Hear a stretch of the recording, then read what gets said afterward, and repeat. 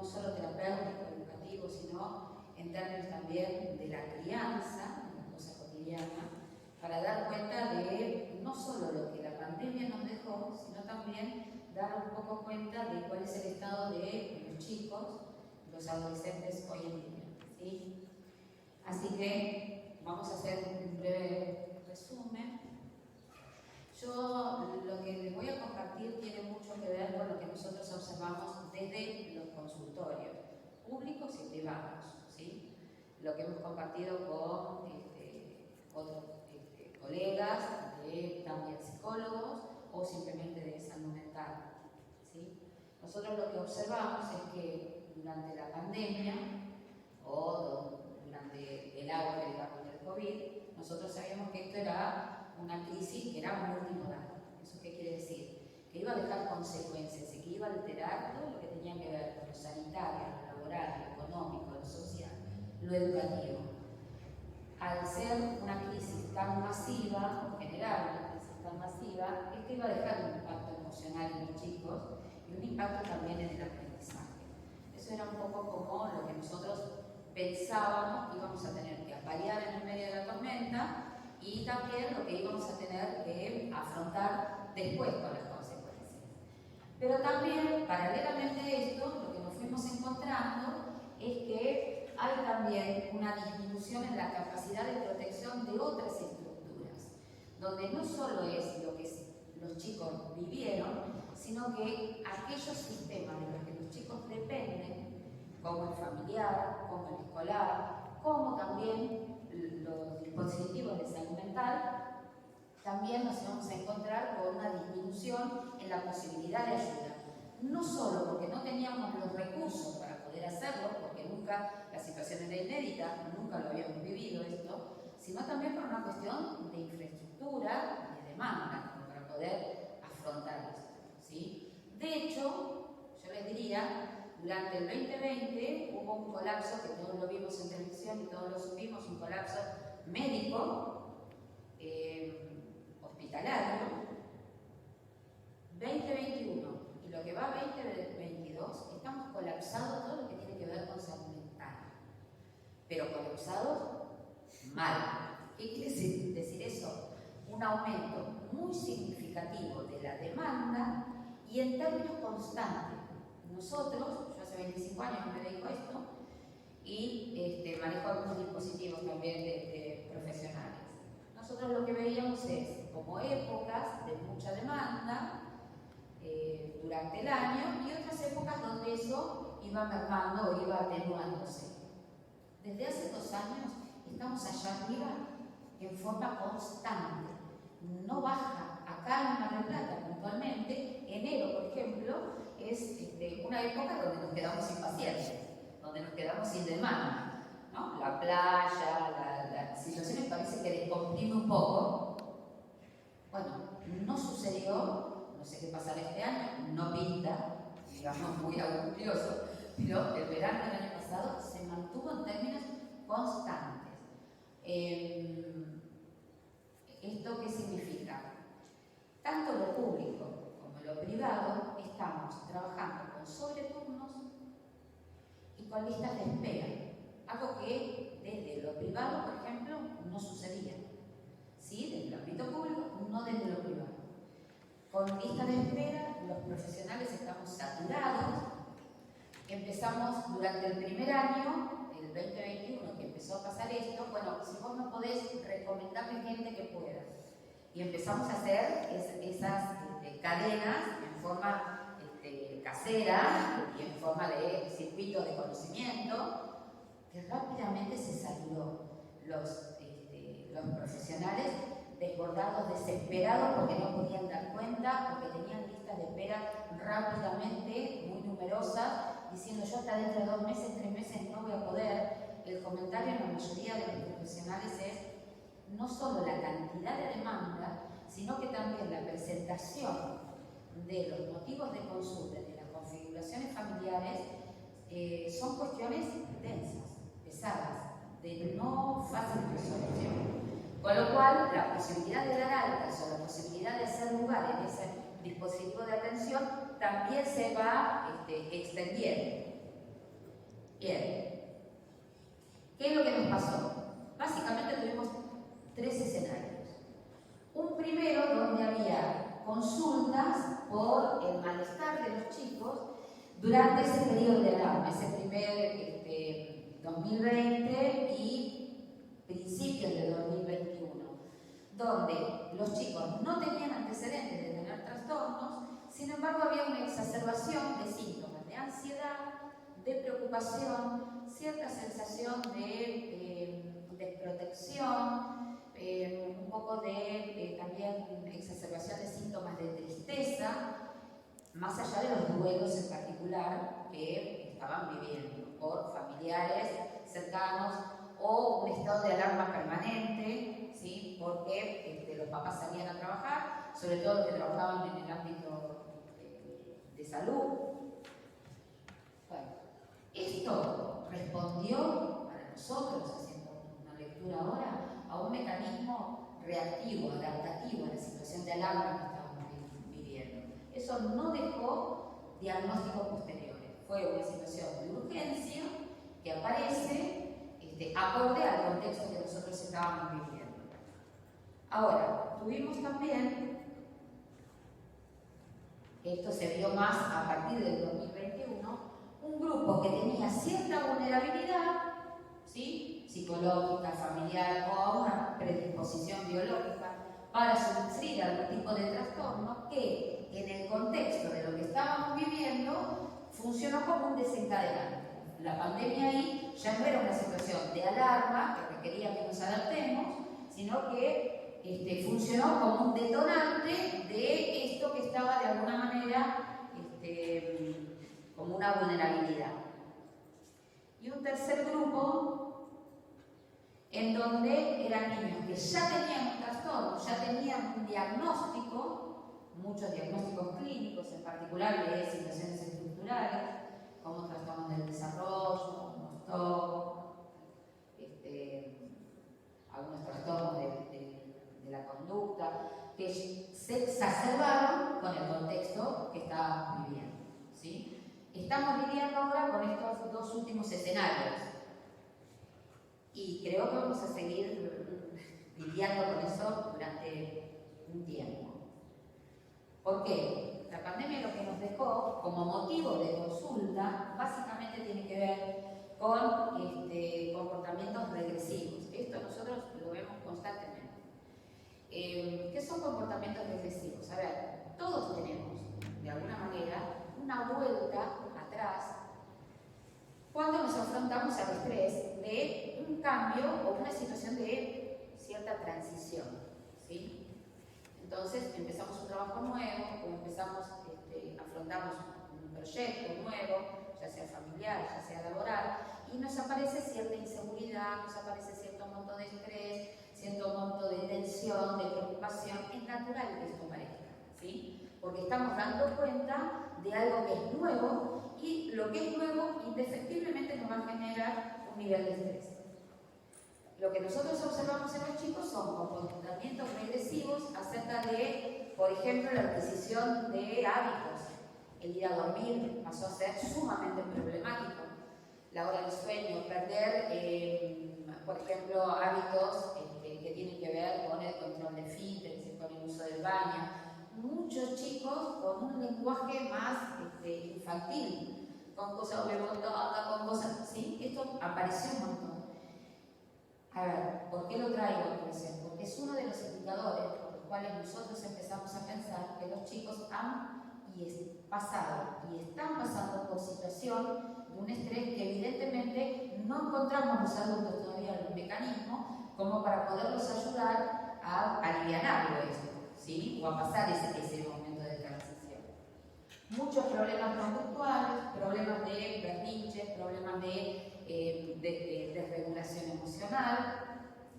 Esto particularmente era mucho más llamativo el primer año, en 2021, que lo que bajó un poco la demanda con respecto a esto, pero lo que se mantiene como una constante, que es la veré, pandemia y post-pandemia, la baja tolerancia a la frustración, ¿sí? Ahora vamos a explicar por qué. También lo que vemos ahora es negativa asistir a la escuela.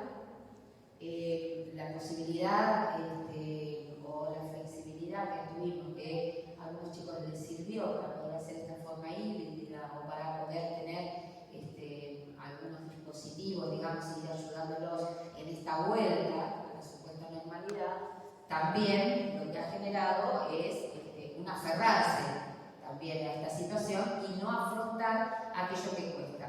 ¿Qué es lo más común que nosotros estamos observando como síntomas de ansiedad ahora en ámbitos educativos? Tiene muchísimo que ver con síntomas panicosos y tiene que ver muchísimo con ansiedad social. Se sienten expuestos, ansiedad también por exámenes. Fíjense que son distintas expresiones de una ansiedad disparada. Eso se mantiene y se mantiene constante, sobre todo en preadolescentes y adolescentes. Estado de ánimo depresivo, esto es sumamente común, más que nada preadolescentes y adolescentes. Nosotros tuvimos una primera etapa de problemas de conducta, irritación, problemas de transgresión en casa, de conducta caótica en casa, con síntomas de ansiedad, los niños más pequeños y los de primario, preadolescentes y adolescentes conviven los síntomas de ansiedad con el ánimo depresivo. Empiezan a aparecer todo lo que tiene que ver con un incremento de conductas de patología alimentaria, sobre todo de esta franja de edad, patología alimentaria, ideación o intentos de suicidio. Ahí hay una diferencia, ¿sí? En la ideación es empezar a rondar con algunos pensamientos de que no tiene sentido la vida, o para qué voy a vivir, o mejor no existo. Eso se puede ir complejizando hasta que se va estructurando en una idea en particular, donde, bueno, más estructurada la idea, más posibilidades hay del intento de suicidio.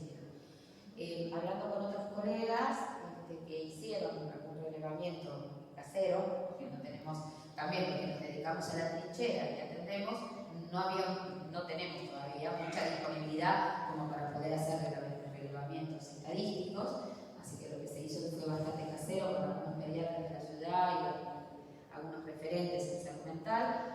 Lo que se observó fue que esta ideación y los intentos de suicidio aparecen como en edades mucho más tempranas, a partir de la pandemia, de lo que había antes. Y sí, lo que aparece es mucho también del comportamiento autolesivo. Comportamiento autolesivo es, en realidad, una estrategia que han encontrado nuestros chicos para regular emociones que no toleran o que no saben gestionar, ¿sí? Es decir, la autolesión no viene tan ligada al intento de suicidio, sino que la autolesión es una manera de lidiar con algunas emociones, particularmente la angustia y el enojo. Entonces, como yo me desbordo en esas emociones, no sé qué hacer, no sé cómo gestionar esa emoción, aparece el hacerme daño como una manera de cambiar rápidamente esa emocionalidad. Algunos lo cuentan desde, por ejemplo, ver sangre o ver la lastimadura como un impacto, ¿sí?, visual. Otros desde más lo propioceptivo, lo que tiene que ver con el ardor, lo que tiene que ver con el dolor, pero como una manera de cambiar y salirme de un estado en el que yo me derrumbo, un estado emocional en el que me derrumbo y que no sé qué hacer con eso. Bueno, esto que ya venía estando en nuestras poblaciones infanto-juveniles empieza también a aparecer con más frecuencia dentro de la demanda o la consulta clínica, ¿sí? A esto se lo acompañó el incremento de los malos tratos, abuso, disfuncionalidad familiar, que bueno, tenían que ver con contexto, un sistema familiar que ya venía con dificultades, que con toda la situación de encierro, la situación de inestabilidad económica y de sobrecarga y estrés familiar, bueno, generó también una acentuación de las dificultades. Bien, estado de excepcionalidad, también por un desconocimiento. No sabíamos cómo se contagiaba, no sabíamos cómo era, hicimos ensayo y error, tomamos precauciones que hoy en día, yo me acuerdo, cantidad de horas, tiempo, intención, pagando cada cosa que traíamos del supermercado, que era todo un operativo, venir con las compras desde afuera, que después, bueno, uno ya empezó a ver que eso, en medida que se iba conociendo, que era lo que estaba pasando, pues, también iba desistiendo, iba modificando esas medidas de cuidado, ¿no? Entonces, yo tengo una mirada más benévola con respecto al 2020, porque me parece que nos sorprendió a todos y que no sabíamos bien a qué nos enfrentábamos y cómo enfrentarnos a eso, ¿sí? Pero lo que a mí me llama la atención, me hace pensar es, bueno, ¿por qué ahora que esa situación de alguna manera se descomprimió, por qué siguen apareciendo esta demanda tan florida y tan cuantiosa durante estos 2 años donde nos hemos ido de alguna manera acercándonos a una normalidad conocida? Sí es cierto que las consecuencias socioeconómicas, laborales todavía las seguimos padeciendo en los contextos ahora, encima internacionales con mayor razón, pero no hay un alivio con respecto a esto y se mantiene como si siguiéramos en la misma situación. Entonces, tratando de pensar esto, voy a hacer una salvedad. Todo lo que tenga que ver con aprendizaje de hábitos, tolerancia a la frustración. La tolerancia a la frustración tiene mala prensa, ¿sí? Uno cree que eso es malo y en realidad la tolerancia a la frustración es lo que nos permite a nosotros desarrollar un montón de competencias y de habilidades. Es lo que tenemos en base a la cultura, ¿sí? ¿Por qué? Hacer las cosas de determinada manera, en determinado momento, ha tenido que pagar el costo de tolerar la frustración, de no puedo hacer cualquier cosa cuando quiero, de cualquier manera, en cualquier lugar. Yo he tenido que tolerar la frustración de vencer ese impulso para poder, de alguna manera, encontrar una forma socialmente más eficaz y que también me permita a mí desarrollar otras competencias y habilidades. A ver, si nosotros lo pensamos, aprender a esperar, hacer algo nada más que porque me va a traer beneficios en un futuro, como lavarme los dientes, por ejemplo, o desarrollar hábitos de orden, o desarrollar hábitos de higiene, ¿sí? Eso voy a tener un beneficio a futuro. ¿Por qué hacerlo hoy? Porque esto viene a futuro, ¿sí? Es precisamente poder inhibir el impulso ahora, en este momento, de hacer lo que quiero y cuando quiero, ¿sí? Hacer algo porque me indica el adulto, dejar de hacer algo que es divertido, como están viendo las pantallas, están jugando, están descansando, para pasar a hacer algo que es absolutamente volante, como la tarea, o ir a poner la mesa, o ir a ordenar mi cuarto. Todas esas son competencias y habilidades que yo adquiero en resolver un problema, esperar mi turno, poder poner en palabras algo que estoy sintiendo, tomarme el tiempo de pensar, ver qué estoy haciendo, qué me está pasando y tratar de encontrar una alternativa, una resolución. Son todas un montón de habilidades diferentes que comparten un mismo tronco común. Es esto de tolerar la frustración, que no se puede hacer lo que quiero cuando quiero. Le voy a dar un ejemplo. Si nosotras dos queremos esto, tenemos un problema. Si yo te pego una piña y vos te vas llorando a avisarle a la señorita, resolví el problema porque me quedó el mouse. ¿Sí? Ahora, que yo trate de acordar con vos, bueno, pero un poquito vos, un poquito yo, me lo prestás, no nos ponemos de acuerdo. Y entonces vamos a buscar un adulto. Le contamos al adulto lo que pasa. El adulto nos pone turnos, ¿sí? Y en esos turnos encima te toca a vos primero, y yo tengo que esperar. Anda a convencerme de que eso es una mejor resolución que pegarte una piña y que me lo dejes. Eso es una cultura social, ¿sí? Eso es un convencionalismo social que se aprende tolerando esta frustración. ¿Y cómo aprendemos a tolerar la frustración? La aprendemos en un escenario, es un entrenamiento que va desde que somos bebés hasta la adolescencia. Cambia el escenario de acuerdo a la edad, pero estamos siempre haciendo este entrenamiento, ¿sí? No solo desde los no, sino desde el hábito, desde la rutina, desde la previsibilidad, la regularidad y la previsibilidad en la vida cotidiana nos permite a nosotros, hemos organizado, tenemos pensado nosotros nuestro desarrollo a partir, ¿sí? Lo mismo la autonomía, la autoestima, a partir de una manera de entrenar. Y esa manera de entrenar no se cambió en la pandemia. Y ahora volvemos a algunas rutinas, a algunas cosas, pero no es la misma que encontramos antes. Entonces, ¿qué es lo que nosotros nos vamos a encontrar en esto? Que hay un mayor aumento del estrés familiar. Eso implica que el adulto está menos disponible, ¿sí? ¿Por qué colapsaron las familias con el tema de la tarea en casa? Porque los adultos no podíamos con el estrés de todo lo que teníamos que afrontar. Teníamos que hacer trabajo en casa, teníamos que cuidar a la salud sin saber muy bien lo que estábamos haciendo, cuidar además a la familia extensa, que también esto nos sucedió. Nos encontramos nosotros sin ningún canal en donde poder descomprimir y muy enfocados en seguir manteniendo un estado de cosas, bueno, por ejemplo esto, ¿no? El rendimiento académico o el aprendizaje dado exactamente de la misma manera. El adulto colapsó.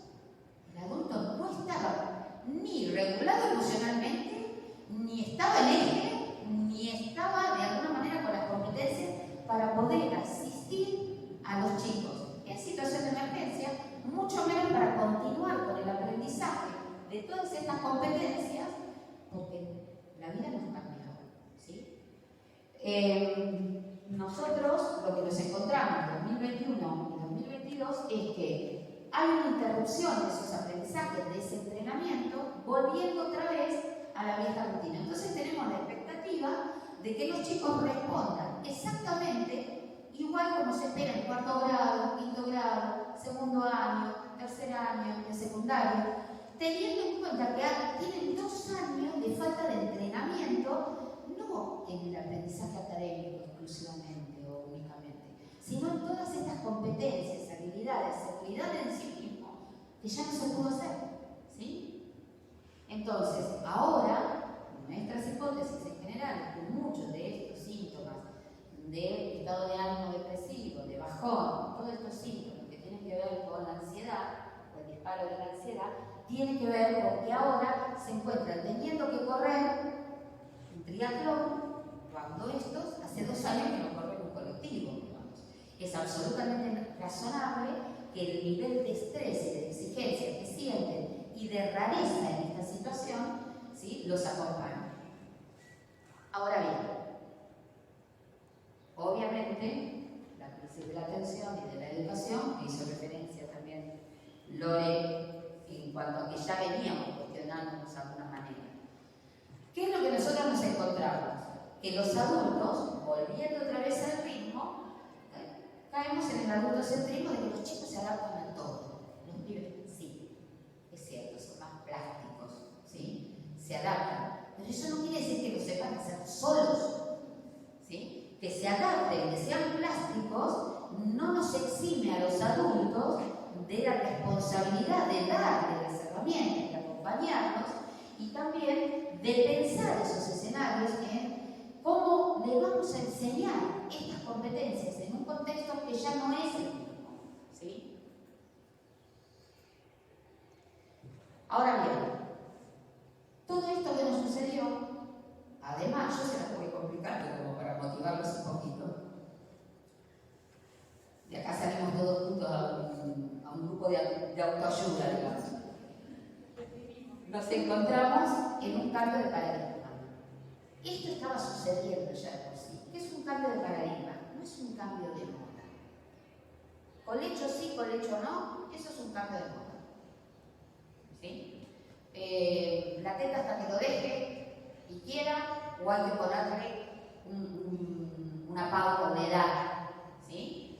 Eso es moda. Son pequeños cambios que vamos haciendo en un mismo estado de cosas.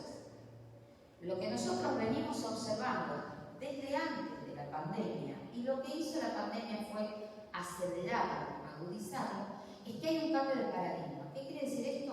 que se está cambiando socio, histórica, cultural, económicamente, todo un estado de cosas, ¿sí?, mutando hacia otro estado de cosas, que se va a traducir en un montón de cambios acerca de qué se espera de un chico, qué se espera de un padre, qué se espera de un docente, acerca de la responsabilidad, acerca de la comunicación, acerca de los aprendizajes.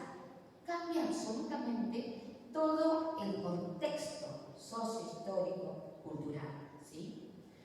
Ya esto se venía gestando. Por eso la educación venía estando en crisis también, porque ya había todo un movimiento de cambio a otro estado de cosas y nos encontramos con que las herramientas que teníamos o el sistema tal cual como lo habíamos pensado en otro momento ya no nos daba cuenta de estas diferencias que pensaban ahora.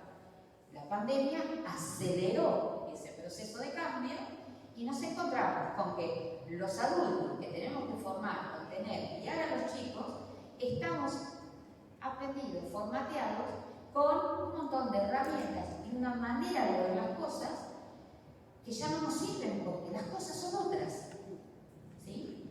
Digamos, nosotros somos exactamente esa generación que quedó en el medio. No nos sirve lo anterior y no tenemos idea de cómo hacerlo nuevo. Como verán, lo voy definiendo una vez más. ¿Cómo se...?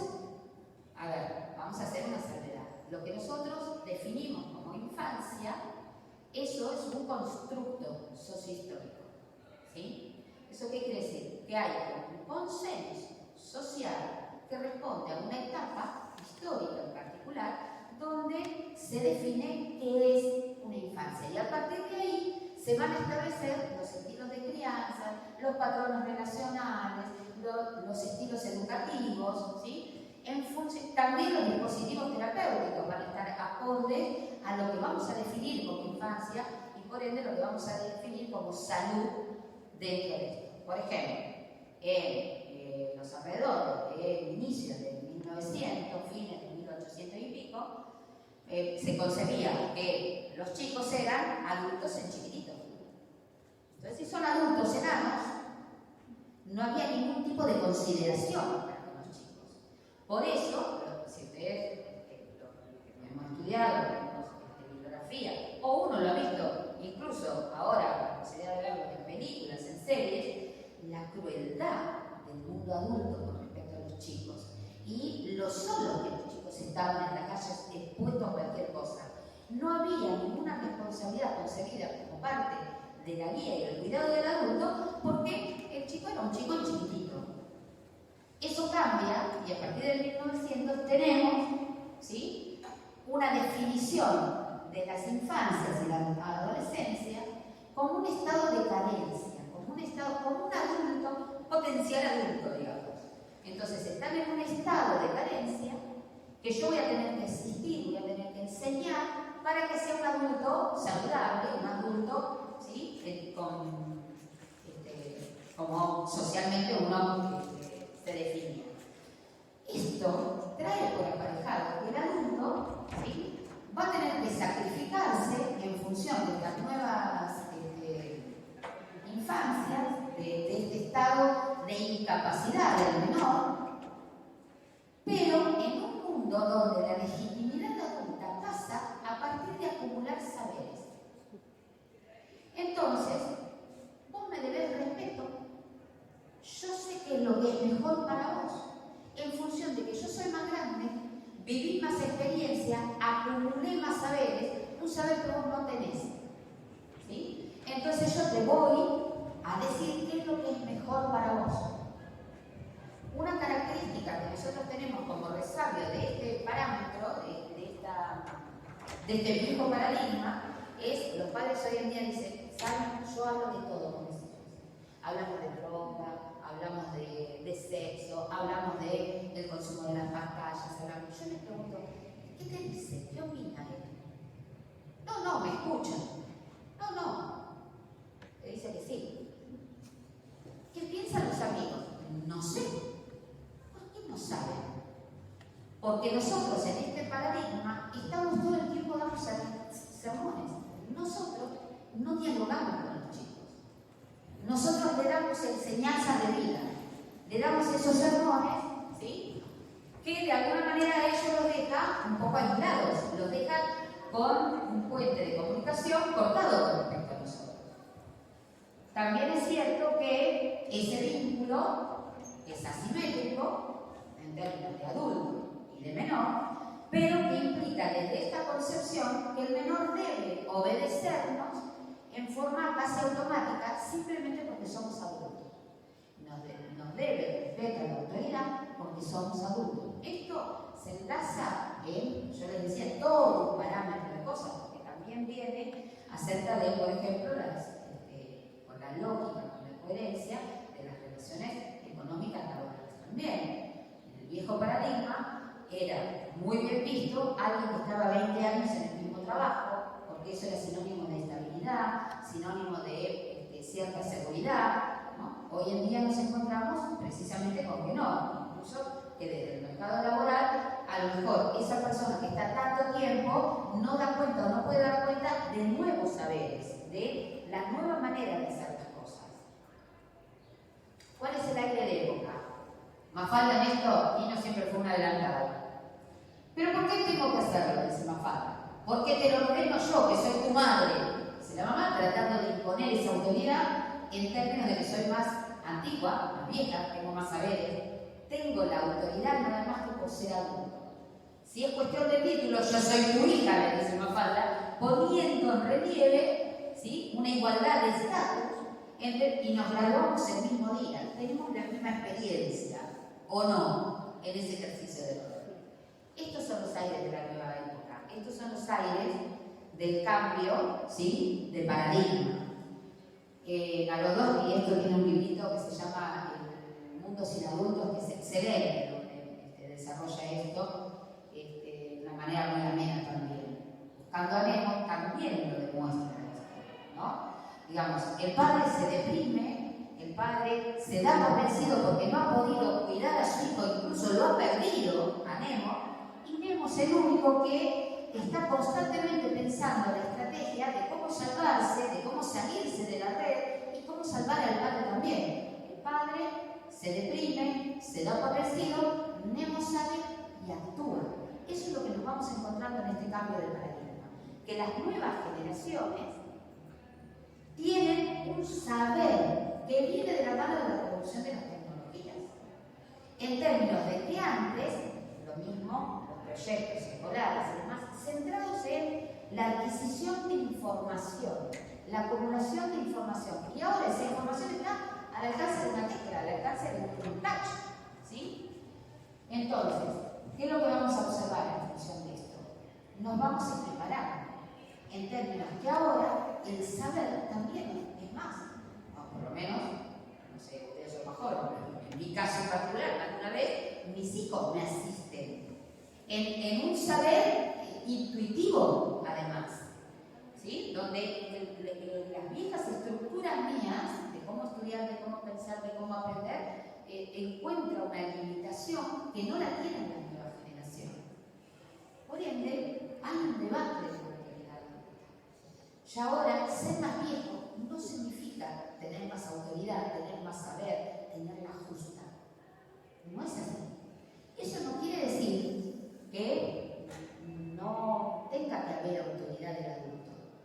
Lo que estoy tratando de sintetizar, por lo menos mostrar un lineamiento de las épocas nuevas, es que ahora la autoridad, el respeto, el adulto se lo tiene que ganar. Ya no está dado nada más que porque soy adulto, sino que yo tengo que demostrar en términos, y el cambio de paradigma acá viene también, si en un momento hubo que diferenciarlo, y no somos todos adultos y adultos en chiquititos, sino que nos diferenciamos a partir de las habilidades, las capacidades, las actividades que hay que desarrollar, que hay que estimular. Y la diferenciación dio lugar al viejo paradigma. El nuevo paradigma ahora es igualar. ¿Y de dónde nos igualamos? Desde los derechos. Entonces, lo que nosotros encontramos ahora como característica de las nuevas generaciones, del nuevo paradigma, es que la autoridad adulta, el respeto, va a tener que estar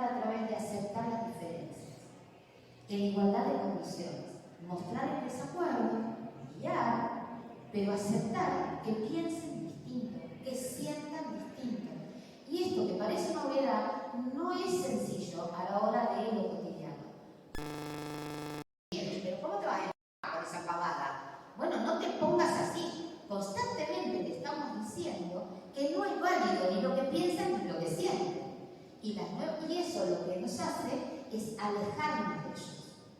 Entonces nosotros estamos tratando de tomar sopa con tenedores, los tenedores que nos enseñaron el viejo paradigma, y tenemos que incorporar nuevas herramientas que nos permitan enseñar esas competencias, enseñar esas habilidades en un mundo constantemente cambiante, pero tenemos que generar los nuevos escenarios, las nuevas herramientas.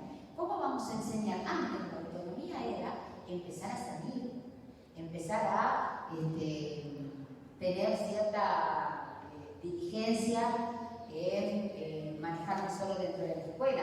Todo eso se vio cortado y ahora, además, la escuela se encuentra con que vuelve otra vez a el rendimiento escolar desde lo académico.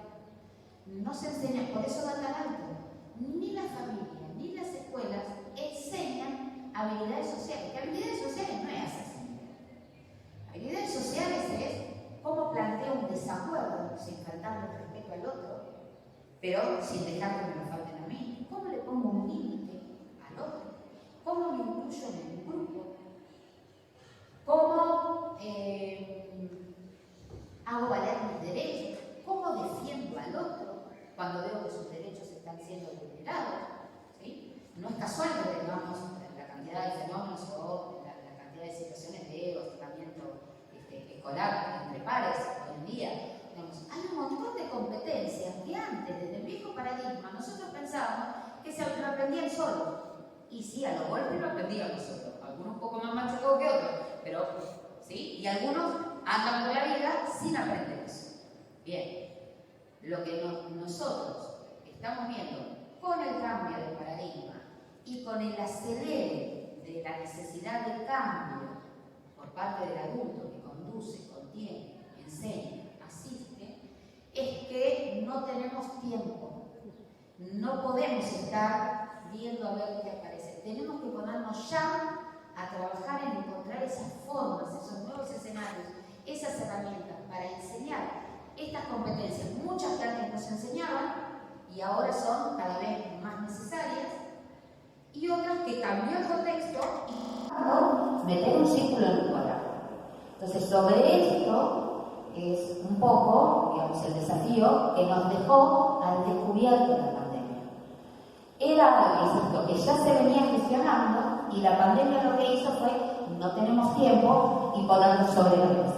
Bueno, un poco de eso es de lo que se trata la convocatoria a todos los que hemos interesado de empezar a pensar en forma conjunta, apoyándonos en los datos, apoyándonos en las estadísticas, que nos da un parámetro, nos da un GPS acerca de dónde estamos, pero sabiendo que tenemos que reestructurar un montón de cuestiones e incorporar un montón de nuevas estrategias e instrumentos para poder ayudar a los chicos que en este caso son, digamos, los que están más desprotegidos.